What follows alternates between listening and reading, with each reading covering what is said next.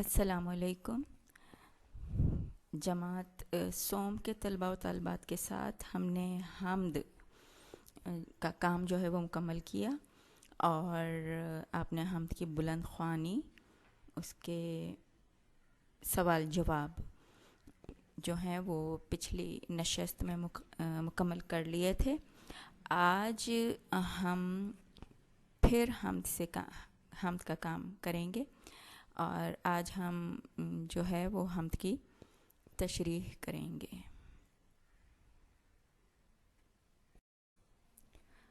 اب ہمارے سامنے حمد کے شروع کے 2 اشعار جو ہیں وہ لکھے ہوئے ہیں۔ آپ لوگ جب اپنی کتاب کا صفحہ کھولیں گے تو آپ کو یہ اشعار آپ کی کتاب میں ملیں گے۔ پہلا، دوسرا، تیسرا اور چوتھا، 4 اشعار ہیں یہ ویسے، اور 2 شعر مل کر ایک چھوٹا سا بند بنا رہے ہیں۔ تو پہلے بند میں 2 اشعار ہیں۔ پیارے اللہ، پیارے اللہ، میرے مالک، میرے آقا، پیارا پیارا نام ہے تیرا، کیسا اچھا کام ہے تیرا۔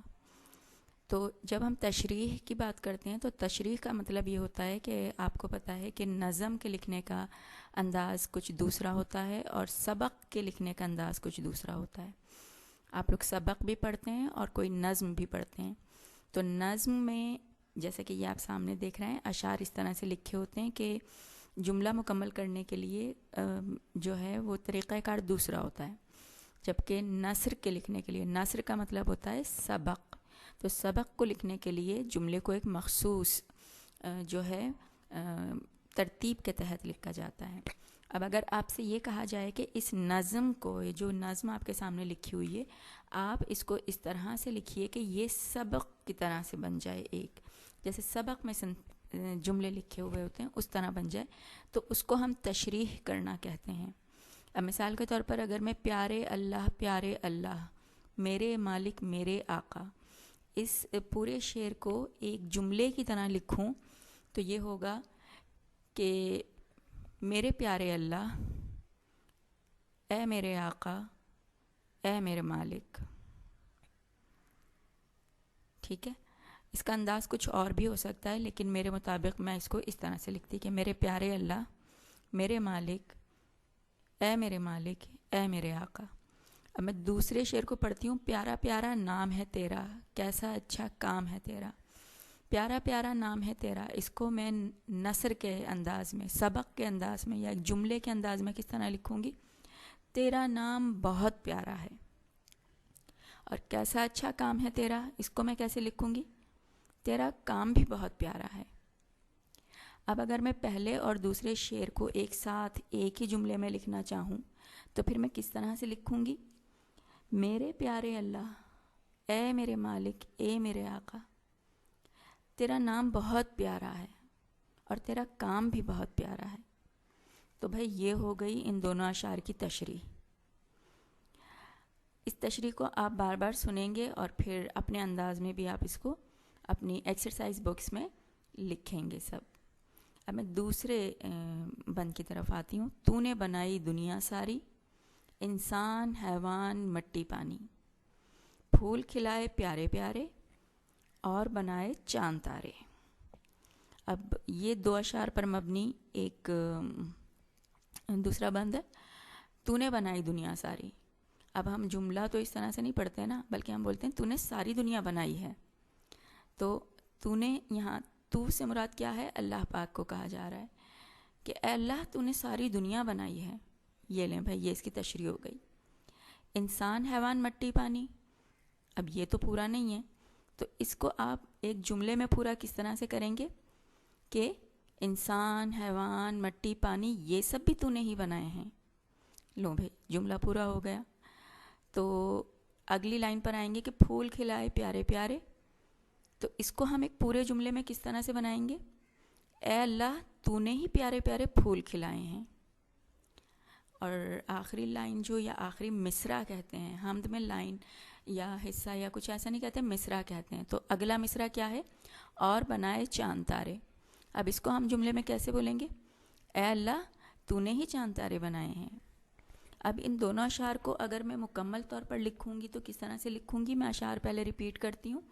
میں اشعار کو دہراتی ہوں. تو نے بنائی دنیا ساری، انسان حیوان مٹی پانی، پھول کھلائے پیارے پیارے اور بنائے چاند تارے. تو ہم اس کو اس طرح سے لکھیں گے کہ اے اللہ تو نے ساری دنیا بنائی ہے، اے اللہ تو نے ہی انسان حیوان مٹی اور پانی بھی بنائے ہیں، اور تو نے ہی پیارے پیارے پھول بھی کھلائے ہیں، اور آسمان پر چاند اور تارے بھی تو نے ہی بنائے ہیں. اس طرح سے یہ ان کی تشریح جو ہے وہ پوری ہو جائے گی.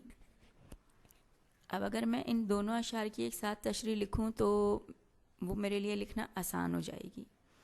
آپ اسے سن کر اور اپنے الفاظ میں ان کی تشریحات کو لکھنے کی کوشش کریں گے اور جملے لکھیں گے. پیارے اللہ میرے مالک میرے آقا کیسے لکھیں گے؟ اے اللہ، اے میرے پیارے اللہ، اے میرے مالک، اے میرے آقا، تیرا نام بہت پیارا ہے اور تیرا کام بھی بہت پیارا ہے. یہ ساری دنیا تو نے ہی بنائی ہے، اور یہ انسان حیوان اور مٹی پانی بھی تو نے ہی بنائے ہیں. تو نے ہی پیارے پیارے پھول کھلائے ہیں، اور تو نے ہی آسمان پر چاند اور تارے بنائے ہیں.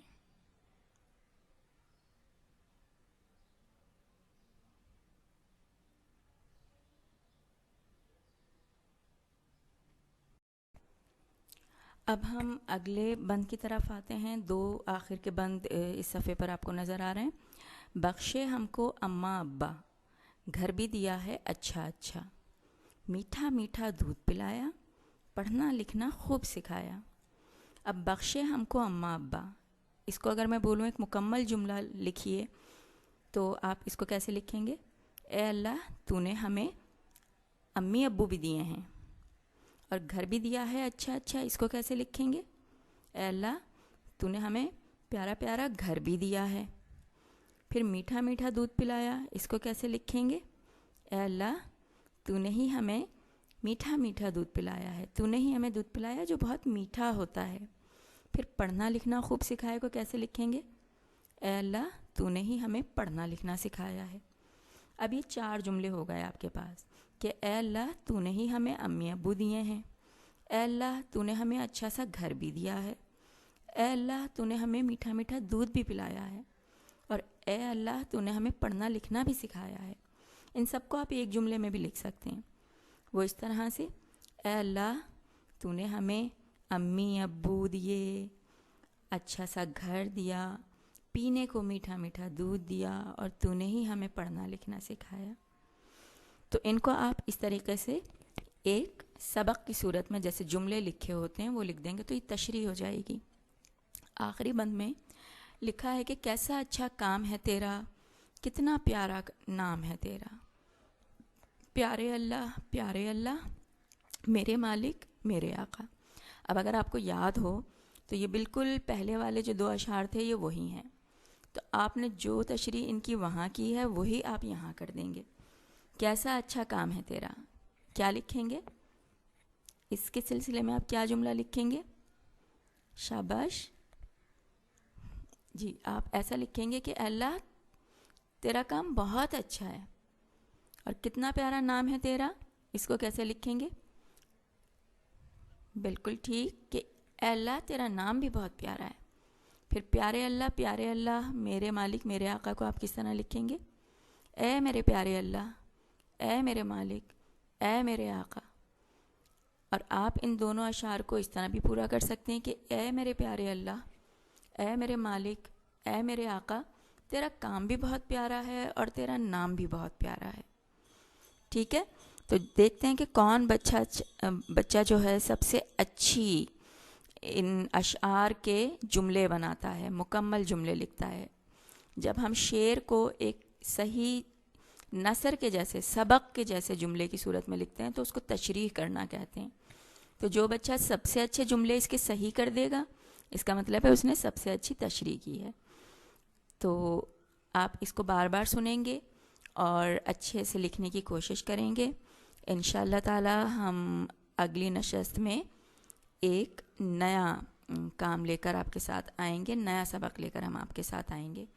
اب آپ کا تفویض کار یہ ہوگا، آپ کا ہوم ورک یہ ہوگا کہ آپ نے اس پورے حمد کا ایک ایک شعر لکھنا ہے خوبصورت کسی کلر پینسل سے، اور پھر نیچے تشریح کی ہیڈنگ ڈالنی ہے، اور پھر اس کو جملے کی صورت میں تشریح کر دینا ہے. ٹھیک ہے؟ تو ایک لائن کا ایک ہی جملہ بنے گا.